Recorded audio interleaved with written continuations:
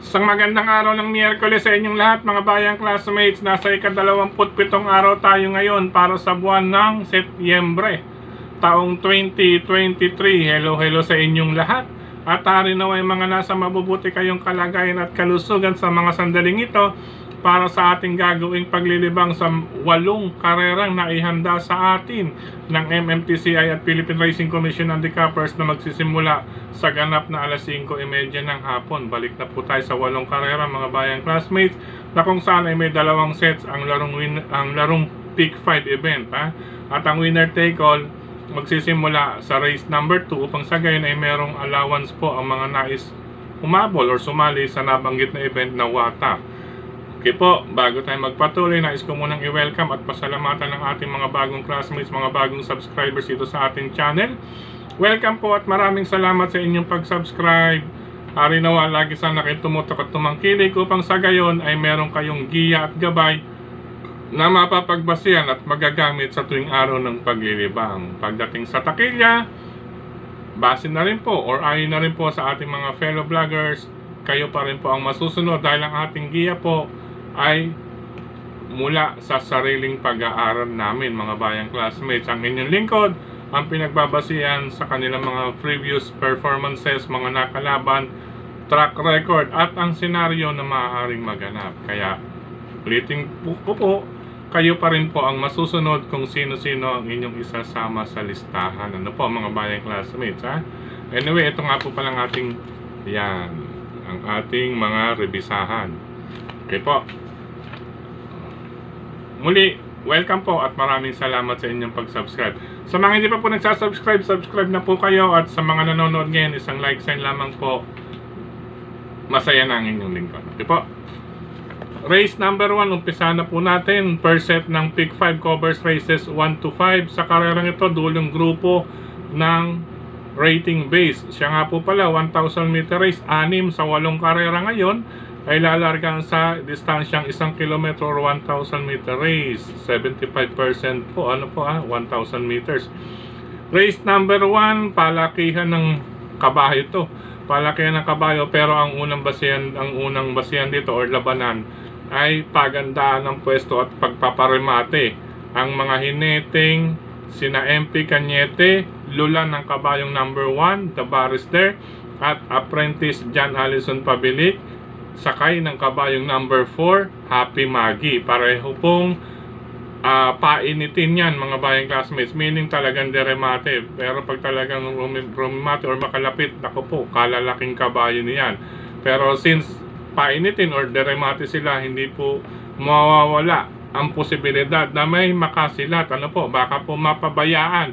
Ito po ay baka mapabayaan sa harapan ang isa kina number 3, Baling Rigit with apprentice JC Guerra, or number 5, One for the Road with apprentice JC De La Cruz. Peligroso po kapag may mapabayaan na isa dyan mga bayang classmates, panigurado makakadihado yan. Good luck po sa race number 1. Race number 2, para sa umpisa ng winner take all covers races 2 to 8 mga bayang classmates sa karerang ito, base sa huling track record or naipakitang panalo, converted time po ang iba rito. Dito po, number 4, Full Control with Dan Camanyero, at number 3, Uncle Vines with Pabs Caballejo. 57 kilograms po ang peso o timbang na dadali ni Dan dahil ang kanyang kabayo po ay group 39 or 39 points kontra kay Uncle Vines ni Pabs Caballejo na 52 kilograms dahil 29 group 29 or 29 points po ito. Ano po mga bayang classmates, pero magandang laban iyan, umpisa ng winner take all. Sa mga nais magdihado, manmanan po ang kalahok numero 7, Don Lucas with Onat Torres. May chance rin ho iyan. Number 7, Don Lucas. Good luck po, race number 2. Race number 3, sa karerang ito mga bayang classmates, 1,000 meter race po ito. Base sa record, ito parehasan lamang po ito para sa akin. Number 6, Sultanov with Jomer Storke, at number 8, Lucky Hilda with Podji Henson. Magandang laban ito, 1,000 meter race. Tamang-tama ang ang sukat at ang panahon, gabi po mga bayang classmates. Wag lamang pong ibig sabihin, maganda lamang po ang isalida nila sa paglundag or paglabas sa kanilang stall or gate number mga bayang classmates. Magandang laban niya sa harapan. Kung nais magdugtong para sa larong trifecta, pwedeng makaremate ito. Number 4, Caloocan Girl with Apprentice BJ Galleta. Good luck po. Race number 3. Dumako na tayo sa ika-4 na takbuhan, race number 4, na kung saan ay umpisa naman po ng second set ng Pick 5, covers races 5 to 8. Sa karerang ito mga bayang classmates, lamang kung sa lamang ng titignan, number 2, Double Rock ni Apprentice BJ Galleta mga bayang classmates. Yun nga lang, medyo question tayo ng konti rito, pala isipan po tayo if ever, Double Rock with BJ Galleta number 2. Sa nais magproteksyon, number 6, Lightning Bolt with John Anthony Guse. Wag lamang pong maaagad. Lagi pong laban naman ito mga bayang classmates. 1,000 meter race, pwede. Iyan po ang sapat na kakayanan or kapasidad ni Lightning Bolt. Kayang-kaya niya po iyan. Ngayon kung mapapaaga naman, wala namang ibang re-remate kundi kalawak numero 1, Clairvoyant ni Apprentice MP Cañete. Pero nakatuon ang atensyon ko talaga sa pagkakabayo, Double Rock, question de labas lamang po yan. Good luck po. Race number 5 para naman sa Pick 4, covers races 5 to 8 mga bayang classmates. Yan, Pick 4. Ito, isa sa mga anybody's race na aking naribisa mga bayang classmates. Sa karerang ito, since 1,000 meter race, unahin ko number 9, Tokyo Rumba, nasasakyan ni Joel Shego mga bayang classmates. Ang panigunda ko, number 11, base po ito sa naibaba ng grupo, at nang hinete po ngayon si Jonathan Vasco Hernandez. Tignan natin, maganda ikikilos nito. Uno, talagang nabababaan na rin po ako pagdating sa grupo nitong kabayo na si Love Radio. May long shot din po tayo dyan mga bayang classmates, baka mamaya makalusot. Number 1, Potential with Apprentice BJ Galleta. Ang daming ni BJ, halos may mga chance at premyuhan. Anyway, good luck sa iyo, Apprentice Galleta. Ngayon, pang long shot natin, number 1 nga po, Potential. At itong number 5, bagong baba sa grupo, Double Strike with Marlon Cañete, mga bayang classmates. Good luck po para sa race number 5. Race number 6. Ayan mga bayang classmates. Ito sa karerang ito. Ito 1 for the day ako mga bayang classmates. Palakasan na lang ng loob ito. 1 for the day, number 1, Bukas Grande Island with O'Neal Cortez. Dahil sa 6 na rason. Una, post position, nasa stall number 1. Mas gusto niya po ang malapit o nasa tabing balya. Number 1 yan, si Bukas Grande Island with O'Neal Cortez. Second, na pinagbasihan ang racetrack, bagay sa kanya. Fast track po, bagay po kay Bukas Grande yan. Third, distance, pwede po yan sa sapat na kakayanan para kay Bukas Grande Island. Fourth, ay sa hinete, O'Neal Cortez.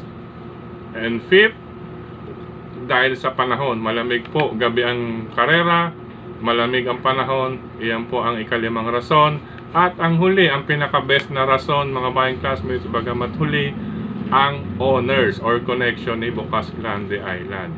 6 po, kaya 1 for the day ko po, iyan si Bukas Grande Island sa race number 6, number 1 with O'Neal Cortez. Good luck po.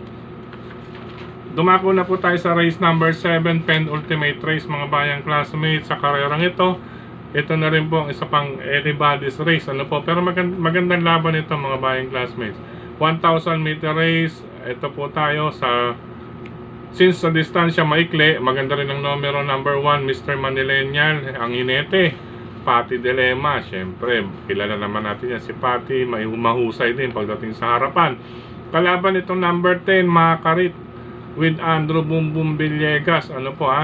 Bagong baba po ito dito sa grupong ito, mga bayang classmates. Ang tanging kailangan lamang dito ni Dudong or ni Andrew Bumbum Villegas ay ang makahanap ng magandang pwesto man na madaraanan. Kasi 12 entries po ito mga bayang classmates, kaya masasabi kong napakagandang karera nito, lalo-lalo na po pagsungaw sa last quarter, ano po. Pero siyempre unahin natin si Mr. Manilenial Antimano. Andun na kaagad yun sa tabing balya, nakakapit na kaagad. Ngayon, ito magtingin ko magbibigay rin to ng magandang tsansa or magpapakita rin ng mga performance na maayos. Ang mga long shot natin dyan sa karerang iyan. Number 8, Twinkle Toes ni Melmel Nahilat. Number 11, My Dear Magnolia with John Alvin Guse. At ang number 12 na bagong baba rin sa grupo with Apprentice JC De La Cruz. Magandang laban to mga bayang classmates. Ano po breaks of the game, ika nga po, magandang laban. And ma'am, mga dihado natin. Kaya maniguro tayo rito, race number 7 mga bayang classmates, upang sa gayon ay makatawid tayo sa last and final race, lalong sa ating mga paratingan. Good luck po for race number 7. Race number 8, last and final race, paratingan po ng karamihan mga bayang classmates sa karerang ito. Unahin ko number 9, Kaboom with Dan Camanyero. Simple lamang po ang dahilan, napakaganda po ng kanyang or kanilang panalo na karaan. Ano po Kaboom sa kamay ni Dan Camanyero. Siyempre malakas po umayuda ito, bagay na bagay ito sa kabayan si Kaboom. Ngayon kalaban na ring mahigpit number 6, itong si Grand Monarch with O'Neil Cortez. At ang number 3 na si Special Officer with John Alvin Guse, kasama ang stablemate na si Danyusan with Andrew Villegas. Ulitin ko po, last and final race numbers 9, 6, and 3. Magdagdag na lamang po kung may iba pa pong kursonada sa karerang iyan. Tulad ni Bahandi, number 4, magandang dihado po yan. Siguradong sasama rin po yan dyan sa tatlong nauna nating pili, numbers 9, 6, and 3. Good luck po sa paglilibang ngayong araw ng Friday. Hatari nawa, pala rin po tayo ngayong araw. Kayo pa rin po ang masusunod. Ulitin ko po mga bayang classmates, napakaganda pong karera ang ating masasaksihan ngayong gabi. Huwag lamang pong magiging bad track or magiging lusak ang pista, ano po, para naman maganda ang laban. Siyempre kapag ganun ang pista, mabasa or malambot na malambot, siyempre unahin natin, di mawawala ang safety first ng mga hinete, ano po. Pero sana hindi naman po gano'n ang magiging pista ngayon. Naway pantay o patag para magandang labanan ang ating mapapanood. Very exciting po ang 8 karerang lalargahan ngayon dyan sa pista o karerahan ng Metro Turf. Anyway, pansamantala mga bayang classmates, hanggang dito na lamang po muna. Maraming salamat po sa inyong pagtutok, pagtangkilik, subaybay, higit sa lahat ang pagtitiwala. Ano po? Paalam pansamantala. Medyo maikli lang po tayo ngayon. Meron pa po akong biyaheng lalakarin ngayong bago magtanghali. Good luck po, ingat sa lahat. I love you all.